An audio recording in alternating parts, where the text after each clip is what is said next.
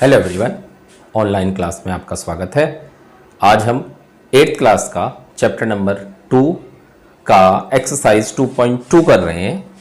उसमें पिछली वीडियो में मैंने इसके कुछ क्वेश्चन करा दिए थे। आई होप आपने वो देख लिए और आपकी समझ में भी आ गए हैं। अब हम आगे का करते हैं। क्वेश्चन नंबर 7 तक मैंने आपको करा दिया था। चलते हैं क्वेश्चन नंबर 8 पे। ये कह रहा है दो संख्याओं का योग 100 है यदि उनमें से एक संख्या दूसरी से 12 अधिक है। देखो, चैप्टर मैंने आपको बताया था linear equation in one variable है, यानी कि आपको एक चर राशि माननी है। इसलिए दो संख्या में आप दो ना मानकर एक मानेंगे, लिखेंगे माना पहली संख्या बराबर x है। अब दूसरी संख्या क्या कह रहा है, ये बुक वाले ने कहा हमें कि दूसरी संख्या जो है वो पहली संख्या से 12 अधिक है, यानी एक संख्या हमने x मान ली और दूसरी संख्या हो गई हमारी x जमा 12। अकॉर्डिंग द क्वेश्चन क्या कहा बुक में, उसमें कहा दोनों संख्याओं का योग 100 है। दो संख्याओं का योग बराबर 100 है। एक संख्या हमारी x है, दूसरी x + 12, तो बराबर 100 आ गया। x और x जुड़ के हो गया 2x जमा 12 बराबर 100। 12 को उधर ले गए, उधर जाके 12 घट जाएगा, तो 100 में से 12 घट गया तो यह आ गया हमारा 88, यानी x बराबर आ गया 88/2 यानी कि 44। तो पहली संख्या तो हमारी 44 आ गई और दूसरी संख्या बुक वाले ने कहा था कि 12 ज्यादा है तो यह आ जाएगा हमारा 56। तो एक संख्या हमारी 44 है, दूसरी संख्या हमारी 56 हो गई। क्लियर? दोबारा समझ लेते हैं। बुक वाले ने कहा है कि एक संख्या दूसरी से 12 अधिक है, तो एक संख्या हमने x मान ली, दूसरी क्या हो गई x + 12। दोनों का योग कह रहा है 100 है, तो हमने इन दोनों को जोड़ दिया, बराबर 100 आ गया। अब x और x जुड़ के 2x + 12 बराबर 100। हम संख्या को बराबर के दूसरी तरफ ले गए, 12 इधर प्लस का था, उधर जाके माइनस का हो गया। 100 में से 12 घटा देंगे, 88 आ जाएगा, यानी x बराबर 88/2 यानी कि 44। तो पहली संख्या हो गई 44 और दूसरी संख्या हो गई 44 + 12 यानी कि 56। चलते हैं नेक्स्ट क्वेश्चन पे। क्वेश्चन नंबर 10 क्या कह रहा है, नेहा के पास 50 रुपए, 20 रुपए, 10 रुपए वाले कुल मिलाकर 25 नोट हैं जिनका मूल्य 590 रुपए है। यदि 50 रुपए और 20 रुपए वाले नोटों की संख्या में 3 और 5 का अनुपात है, तो 50 रुपए व 20 रुपए वाले नोटों का अनुपात बराबर है 3:5। ठीक है, अब याद कीजिए मैंने आपको क्या बताया था। मैंने आपको यह कहा था कि जब भी अनुपात दे देता है आप किसी भी कांस्टेंट से गुणा करके उन्हें अलग अलग कर लो। तो माना 50 रुपए के नोट बराबर है 3x और 20 रुपए के नोट बराबर है 5x। देखो x से गुणा करके हमने अलग अलग कर दिया। ठीक है, क्लियर होगी यहां तक की बात? ध्यान से समझना इस क्वेश्चन को। 50 रुपए और 20 रुपए के नोटों का अनुपात 3:5 दे रखा, हमने x से गुणा करके दोनों अलग अलग कर दिए। 50 रुपए के नोट हो गए 3x, 20 रुपए के नोट हो गए 5x। अब उसने कहा 50, 20 और 10 तीनों मिलाकर कुल 25 नोट हैं। अकॉर्डिंग द क्वेश्चन 50 रुपए के नोट प्लस 20 रुपए के नोट प्लस 10 रुपए के नोट बराबर 25। ठीक है, इनकी जो संख्या है वो टोटल 25 है। ये तो क्लियर है। 50 रुपए के नोट हमने कितने बताए? 3x। 20 रुपए के नोट कितने बताए? 5x। 10 रुपए के नोट कितने हैं? पता नहीं, लेकिन यह पता है टोटल संख्या 25 है ना? इन दोनों को जोड़ लो। 8x प्लस 10 रुपए के नोट बराबर 25। ये उधर जाके घट जाएगा, तो 10 रुपए के नोटों की संख्या बराबर आ गई 25 माइनस 8x। ठीक है, अब हमारे पास तीनों नोटों की अलग अलग संख्या आ गई। देखो 50 रुपए के नोट की संख्या 3x, 20 रुपए के नोटों की संख्या 5x, 10 रुपए के नोटों की संख्या 25 माइनस 8x। यहां तक क्लियर है? लेकिन अब आगे की बात सुने। इसने इनका कुल मूल्य बताया है 590 रुपए। तो सबसे पहले हम एक एक करके इनका मूल्य निकाल लेते हैं। 50 रुपए के नोटों का मूल्य। अब एक बात सुने, मान लो आपके पास 50 रुपए के 3 नोट हैं। ध्यान से सुनना मेरी बात। 50 रुपए के 3 नोट हैं। मैंने आपसे पूछा बताओ कितने रुपए हैं आपके पास? 50 रुपए के अगर 3 नोट हुए तो 50 और 50 100 और 50 150, यानी आपके पास 150 रुपए हैं। ऐसे ही मैंने कहा 50 रुपए के 5 नोट हैं, तो आप क्या करोगे? सीधा सीधा तरीका इनका यह है कि जितने भी रुपए के नोट हैं और जितने नोटों की संख्या है उनकी गुणा कर दो। अगर 50 रुपए के 3 नोट हैं तो 150 रुपए हैं। मैंने कहा 50 रुपए के 5 नोट हैं तो 250 रुपए है ना? यही वाली बात हम यहां पे अप्लाई करेंगे। 50 रुपए के नोट है हमारे पास 3x, तो इनका मूल्य हो जाएगा 50 से गुणा कर दो 150x। ऐसे ही 20 रुपए के नोटों का मूल्य, 20 रुपए के नोट कितने हैं? 5x, 20 से गुणा कर देंगे तो 100x इनका मूल्य हो गया। ऐसे ही 10 रुपए के नोटों का मूल्य बराबर 10 रुपए के नोट कितने हैं? 25 माइनस 8x। कुल मूल्य निकालने के लिए इसको 10 से गुणा कर देंगे। तो देखो 10 से गुणा 25 में करेंगे 250 और 10 की गुणा 8 में करेंगे 80x। इन्हें बहुत ध्यान से समझना, क्वेश्चन में डबल बातें थी। एक तो संख्या भी नहीं पता था, मूल्य का भी नहीं पता था, इसलिए इस क्वेश्चन को मैं एक बार और रिपीट कर देता हूं यहां तक के क्वेश्चन को, जिससे थोड़ा सा क्लियर हो जाए। देखो इसने कहा आपके पास 50 रुपए, 20 रुपए और 10 रुपए के 25 नोट हैं। कितने कितने हमें नहीं पता, बस ये पता है टोटल संख्या 25 है, यानी काउंटिंग करोगे ना गिन के तो 25 नोट है। अब वो कह रहा है 50 और 20 रुपए के नोट में 3 और 5 का अनुपात है, तो हम ये तो निकाल सकते हैं 50 रुपए के तो 3x हो गए और 20 रुपए के 5x हो गए। ठीक है, और तीनों का टोटल जो है वो 25 है, तो 50 की जगह 3x, 20 की जगह 5x, इसका पता नहीं, ये 8x उधर जाके घट जाएगा, यानी कि अब इसकी संख्या भी आ गई। अब इनका मूल्य मैंने बताया था सीधी सीधी गुणा करनी है। 50 रुपए के नोटों का मूल्य तो 3x में 50 की गुणा, 20 रुपए के नोटों का मूल्य है तो 5x में 20 की गुणा, और 10 रुपए के नोटों का मूल्य 25 माइनस 8x में 10 से गुणा। तो इसमें 50 रुपए के नोट का मूल्य 150x, 20 रुपए के नोट का मूल्य 100x और 10 रुपए के नोट का मूल्य 250 माइनस 80x।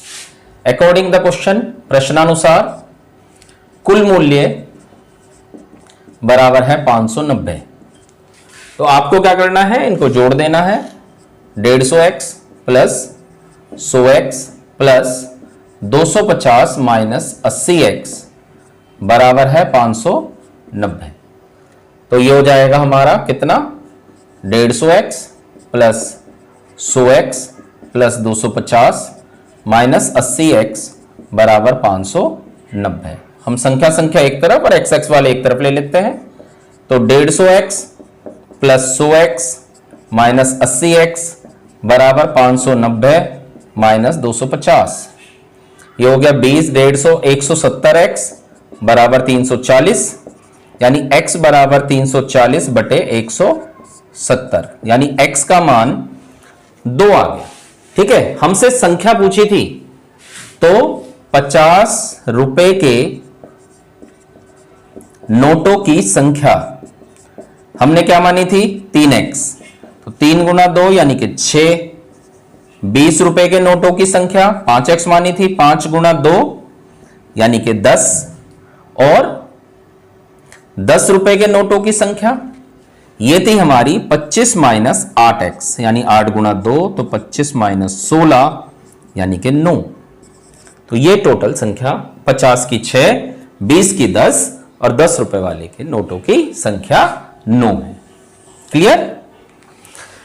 इसके बाद चलते हैं हम 11वां क्वेश्चन, ऐसा ही है, बिल्कुल इसी तरह का है, आप कर लेंगे। 12वें सवाल पे आते हैं। 3 लगातार संख्याएं, मान लिया हमने, माना 3 लगातार संख्याएं। मैंने आपको क्या बताया था शुरू में ही, अगर हमें लगातार संख्या माननी हो तो एक एक का अंतर लेते हैं। एक हमने x मान लिया, दूसरा x प्लस 1, तीसरा x प्लस 2। प्रश्नानुसार इनका जो योग है वो कितना दे रखा? 51। तो आप जोड़ दें इन्हें, x प्लस 1 x प्लस 2 बराबर 51 है। x 3x प्लस 3 बराबर 51। 3 को बराबर के दूसरी तरफ ले जाएंगे, उधर जाके घट जाएगा।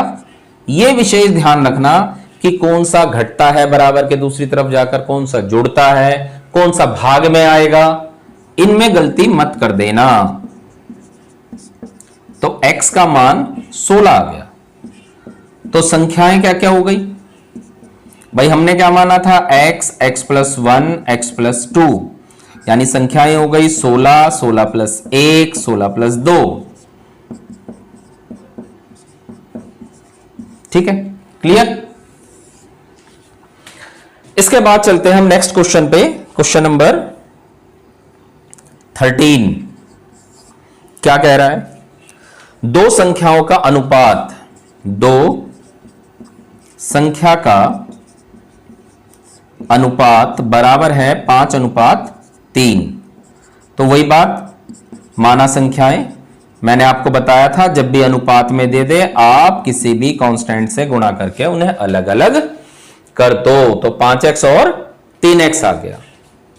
अकॉर्डिंग द क्वेश्चन, अंतर क्या कह रहा है? वो अंतर कह रहा है वो 18, यानी 5x माइनस 3x बराबर 18, 2x बराबर 18।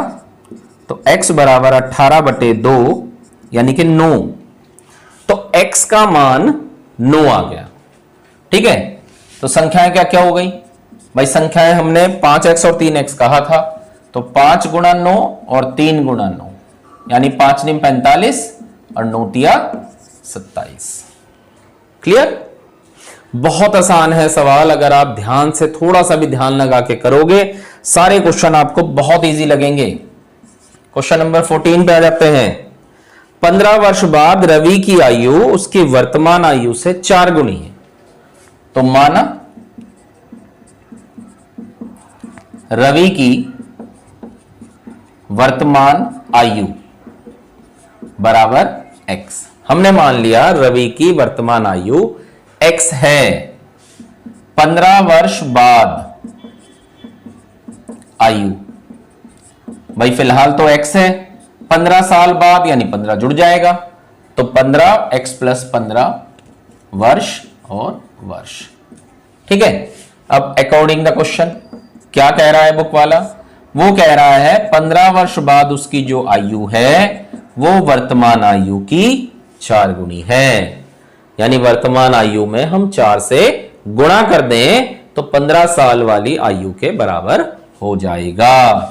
तो x प्लस 15 बराबर 4x, x को उधर ले जाएंगे, उधर जाके x घट जाएगा, बराबर 15, 3x बराबर 15 यानी x बराबर 15/3। तो x का मान 5, यानी कि रवि की वर्तमान आयु बराबर आ गई 5 वर्ष। क्लियर? बहुत आसान है, आप इसे समझे ध्यान से। लास्ट क्वेश्चन पे चलते हैं, क्वेश्चन नंबर 15। इसने कहा एक परिमेय संख्या, तो माना परिमेय संख्या बराबर है x। प्रश्नानुसार क्या कहा उसने आगे? उसने कहा एक परिमेय संख्या को जब 5/2 से गुणा कर देते हैं, उसके बाद अगर इसमें हम 2/3 जोड़ दें तो हमारा जो आंसर है वो -7/12 हो जाएगा। एक संख्या हमने x मानी, उसको 5/2 से गुणा कर दिया, जो आंसर आया उसमें फिर 2/3 जोड़ा, तो टोटल आंसर -7/12 है। ठीक है, अब हल करते हैं इसे। सबसे पहले तो संख्या को बराबर के दूसरी तरफ ले जाओ। इधर 5x/2 बराबर 7/12 माइनस का था, 2/3 उधर जाके वो भी माइनस का हो गया, तो 5x/2 बराबर -7/12। अब देखो इन दोनों को हल करेंगे, तरीका आपको पता ही है। पहले लघुत्तम लेंगे, इनका लघुत्तम 12 आ गया, इसे 12 बनाने के लिए ऊपर नीचे 4 से गुणा, तो यह आ गया -7/12 माइनस 4 दूनी 8/12। तो पता है ना, देखो 12 और 3 का लघुत्तम लेंगे हम, 2 से कट गया, 2 6 12, 3, फिर 2 3 6 3, फिर 3 से कर दो तो 3 दूनी 6 दूनी 12, यह आ गया हमारा एलसीएम। अब यहां तो ऑलरेडी 12 है, कुछ नहीं करना है यहां पे, यहां 3 है। अब 3 को 12 बनाने के लिए, 3 को 12 बनाने के लिए कितने से गुणा करेंगे? 4 से, तो 4 से ऊपर नीचे हमने गुणा कर दी। ये हो गया हमारा 5x/2 बराबर, ये जुड़ जाएगा क्योंकि दोनों माइनस के हैं। अब फिर आपको ये बताया था x के साथ 5/2 गुणा में है, बराबर के उधर ले जाएंगे, उधर जाके वो उल्टा हो जाएगा, यानी कि 2/5 आ जाएगा। काट पीट कर दो, 5 तिया 15, 2 6 12, 3 दूनी 6, यानी x का मान -1/2 आंसर आ गया। अब हम आंसर को थोड़ा चेक करके देख लें कि हमारा आंसर सही भी आया या गलत है। चेक करते हैं। देखो शुरू में क्या कहा था, उसने कहा एक परिमेय संख्या है हमारे पास। परिमेय संख्या क्या थी? 1/2। उसने कहा इसे आप 5/2 से गुणा करो, कर दिया। फिर उसने कहा इसमें आप 2/3 जोड़ दो।